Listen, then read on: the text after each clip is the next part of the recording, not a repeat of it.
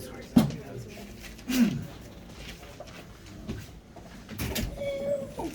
Alright. We have head coach Patrick Ewing and Primo Spears. Please raise your hand and we'll start. Do we have the post here? Well, I want to start by saying something real quick. I would like to thank our student section. They came out, they supported. A big shout out to them. Hopefully they'll come out and continue to support us. This guy right here played his butt off. He stepped up, he got the job done, both on offense and on defense. On offense and on defense, and that's why he's here. Y'all can ask some questions now.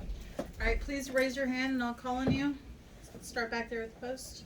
Coach, yesterday you talked about trying to get off on a positive foot to start the season. Obviously being tested here tonight, what does that show about your team in the first game of the season? Just like I told them in the locker room, it wasn't the way we wanted to win, but we got the win. There's a lot of teaching moments that we have to, things that we have to learn from as we go on in the season. But we made mistakes. We got down. We fought back. We were up. We were supposed to foul at the end. We didn't, but we were able to come away with the win. We're gonna go to Ron Bailey next, and then Bobby Bancroft. Coach, talk about the defensive intensity you threw at their number 3. I mean, you threw a lot of different players at them. You diamond them. You trapped on the catch. You trapped at half court. Just a lot of different things. And do you think it wore them down? Yeah, I think it helped. It helped. It definitely helped a lot. Primo, he was the primary guy that was guarding him. He did a great job on him. B. Murray took him a few times. We switched. When a Cook was in there at the 5, we switched. We were switching 1 through 5. So we threw everything but the kitchen sink at him. Coach, you kind of just answered my question before I got to ask it. Juan said he was surprised you guys didn't foul. You just said you were trying to. What kind of happened there? We were supposed to foul. That's my belief. Up 3 with 10 seconds on the clock. We missed the free throw. We told them we wanted them to foul, but it didn't happen. And they made us pay for it. And then did kind of the way the game went dictate how far into your bench you didn't go tonight? It seemed like you really stuck with 6 players for the most part. I'm not sure how far in our bench we're gonna go, but I thought that the guys when they came in, they did a great job. Wayne played great for us. He didn't make a lot of shots, but he got some key rebounds. He got some blocks. I thought that Jordan Riley, for the few minutes that he was able to come in overtime, his energy, his effort was great for us. Ryan, when he got in there, he was positive. Denver, he didn't play a lot, but he helped. So I don't know how far in our bench we're going to go. We're still waiting to see what's going to happen with Jay and everyone else. But I thought everybody did something positive to help us to win. Go Patrick Stevens and then Marcus Washington. Patrick, the work that the Cook did there, especially I think early in the second half, it felt like he was kind of a stabilizing presence for you. Would you kind of agree with that, and just kind of what do you think he brought to the table? Yes, everything. I mean, look at his stat line: 18 points, 12 rebounds, 5 blocks. That's a hell of a stat line. He did a lot of great things for us to help us to get this win tonight. Not only Primo with the job that he did, Brandon with what he did, Cook, he stepped up. We're still learning each other as a group, but I thought that it was a coming out party for him. Okay, we're gonna go Marcus Washington. We'll get one question in the Zoom for Coach, and then we'll move on to Primo. Hey, me? Okay. Hey, Coach, at the beginning, it seemed like the offense was stagnant and turnovers were an issue. But as the game went on, things loosened up, the ball moved, offense had a better flow. What were the things that you did different, or what were the things that the players did different to kind of unlock the potential that we saw going down the stretch? Well, you're right. I kept telling them we got to move. We have to have ball movement and body movement. In the first half, we wasn't. They're the one-on-one team. They're the team that does, one pass and a shot.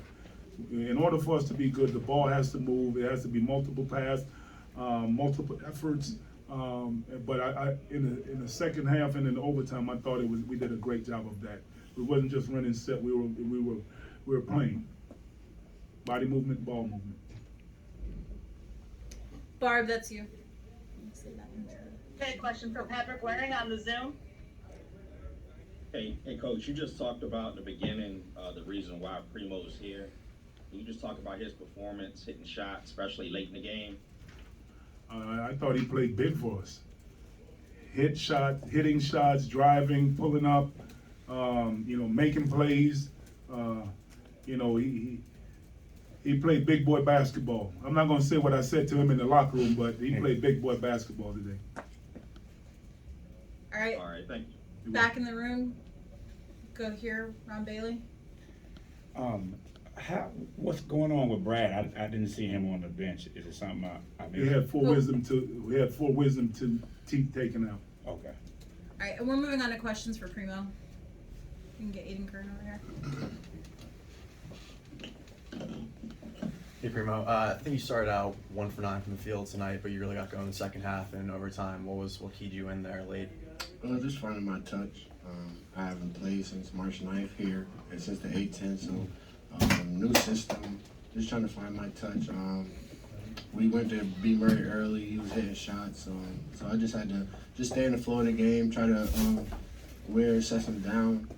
But when my number was called at the end of the game, B. Murray wasn't hitting shots. I just felt like it was my turn. So I feel like we have that type of backcourt where we could, if one's hitting, one's not. We're very interchangeable. And Coach Pat believed in me at the end of the game, calling my number. And Coach Ewing shouted out the students tonight. What were your thoughts on the atmosphere in the game? Great How that energized you atmosphere. guys? Great atmosphere, especially everybody knows after last year. So we were just trying to be positive on campus, get people out, and they definitely showed up. We're gonna go to Michael Charles at the post. It seemed like you guys took a little while to get in rhythm offensively, but down the stretch especially you finally got comfortable getting downhill, getting to your right hand, attack, and getting to the middle of the paint. What did you see differently from them, or was it just more decisiveness on your part? What did you think the difference was between that? Like Coach said, we just body movement, ball movement. I thought our flow of the basketball game was just top tier in the last 12 minutes in overtime.